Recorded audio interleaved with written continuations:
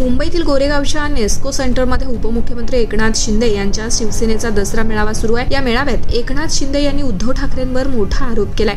माझ्याकडे काही नाही हे म्हणतात, मग 30 वर्ष मुंबई ओरबडून खाल्ली, माया जमा केली, ही माया लंडनला गेली का कुठे गेली असा मोठा आरोप केलाय। एकनाथ शिंदे म्हणाले, मी पूरग्रस्तांना मदत केली म्हणून माझ्यावर टीका केली जाते। कपड्यांनी इस्त्री मोडू नये म्हणून व्हॅनिटी व्हॅन घेऊन फिरणारा मी नाही। Work from home Facebook live करणारा मी एकनाथ शिंदे नाही। फोटो दिसतोय, त्यातील साहित्य दिसत नाही। 26 साहित्य दिले आहे तरी एक तरी बिस्कुट पुडा नेला का? तुमचे फोटो दाखवून कार्यकर्ते मदत करतायत तेव्हा चांगले वाटत होते। फोटोग्राफर काय दिसणार ना, फोटोज दिसणार ना। आधी मदत केली आणि मग मी गेलो। पूरग्रस्तांच्या भागांमध्ये साथीचे रोग होऊ नये म्हणून स्वच्छता केली। डॉक्टर पाठवले आहेत। खुद चाहिए काजू बदाम पाणीत उतरले तर सर्दी खोकला अशी टीकाही शिंदेंवर ठाकरेंवर केली आहे। माझे हात खाली नुसते म्हणतायत एकनाथ शिंदे, माझे हात खाली आहेत। आता काही नाही, तुमच्याकडे कधी होतं तेव्हाही नव्हतं, उद्याही देणार नाही, द्यायला दानत लागते।